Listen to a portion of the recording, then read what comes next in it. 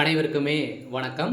சற்று முன் கிடைத்திருக்கக்கூடிய ஒரு மிக மிக முக்கியமான செய்தி ஒன்று வெளியாகியுள்ளது. சற்று முன் உதயநிதி கதை முடிந்தது, வீடு புகுந்து தூக்கிய அமலாக்கத்துறை, இது மாதிரி பார்த்தீங்கன்னா செய்திகள் வெளியாகிருக்கு. இப்போ ஏற்கனவே டாஸ்மாக் கூடிய நிறுவனத்தில் நடந்த ரெய்டின் அடிப்படையில் இப்போ உதயநிதி ஸ்டாலினுடைய கதை ஒட்டுமொத்தமாக முடிந்திருக்கு. பார்த்தீங்கன்னா இப்போ உதயநிதி ஸ்டாலின் அவர்கள் அதிரடியாக கைது செய்யப்பட்டதாக இப்போ தகவல் வெளியாக இருக்குது. பார்த்தீங்கன்னா அதிரடியாக உதயநிதியுடைய கதை ஒட்டுமொத்தமாக முடிய போகுது.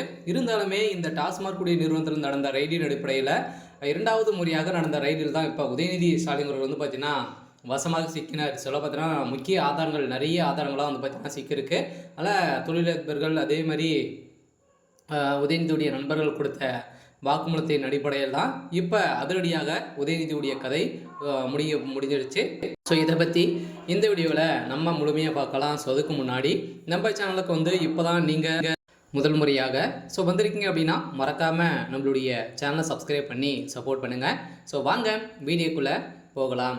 பார்த்தீங்கன்னா இப்போ உதயநிதி ஸ்டாலினுடைய கதை முடிகிற அளவுக்கு தான் இப்போ டாஸ்மாக் கூடிய நிறுவனத்தில் நடந்த ரெய்டின் அடிப்படையில் எக்கச்சக்கமான பணங்கள் மோசடி செய்தது அப்படின்றத அமலாக்கத்துறை பார்த்தீங்கன்னா கண்டறிந்து ரைடுகள் நடத்தியிருந்தாங்க. இந்த ரைடின் அடிப்படையில் உதயநிதி நண்பர்கள் அதே மாதிரி பார்த்தீங்கன்னா தொழிலதிபருடைய வீட்டில் ரைடுகள் நடந்தது இல்லையா, இந்த ரைடின் அடிப்படையில் தான் உதயநிதிக்கு டார்கெட் பண்ணி தான் இந்த ரைடு நடந்தது அப்படின்ற மாதிரி நிறைய செய்திகள் வெளியே இருந்துச்சு. இதை தொடர்ந்து தான் இப்போ அதிரடியாக பார்த்தீங்கன்னா உதயநிதியுடைய வீட்டில் ரைடுகள் 2 நாட்களாகவே நடந்தது. இதன் அடிப்படையில் திடீர்னு அவருடைய வீட்டில் நடந்த ரைடின் அடிப்படையில் அதிரடியாக உதயநிதி ஸ்டாலின் சிக்கினார். இதனால் அமலாக்கத்துறை அதிரடியாக உதயநிதி ஸ்டாலினுடைய கட்டுப்பாடுகளும் பார்த்தீங்கன்னா அமலாக்கத்துறை கட்டுப்பாடுகள் இருக்காரு.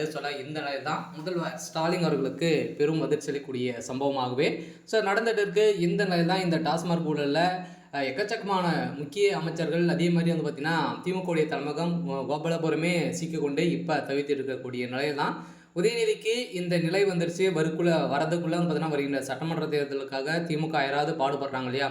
உதயநிதி ஸ்டாலின் அவர்கள் முதல்வராக ஆகுவதற்காக முதல்வர் ஸ்டாலின் அவர்கள் அயராது பாடுபட்டு அனைவருடைய கால்களும் விழுந்து பார்த்தீங்கன்னா இது மாதிரி நடந்திருக்கு. இதனால தான் பார்த்தீங்கன்னா உதயநிதியை காப்பாற்றுவதற்காக பிரதமர் மோடி அவர்களுடைய காலில் விழுந்து கதறிய சம்பவம் பரபரப்பை ஏற்படுத்தியிருக்கு.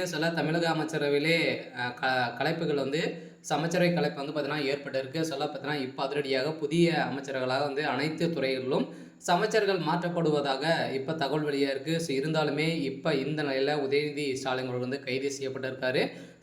இதன் நிலையில் ஆளுநர் RN ரவி அவர்களுடைய தலைமையில் நடக்கலாம் அப்படின்ற மாதிரி தகவல் வெளியாக இருக்குது.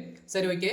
இன்னைக்கான அப்டேட் பார்த்தீங்கன்னா இதுதான். மறக்காமல் நம்மளுடைய சேனலை சப்ஸ்கிரைப் பண்ணி சப்போர்ட் பண்ணுங்கள். தேங்க்யூ.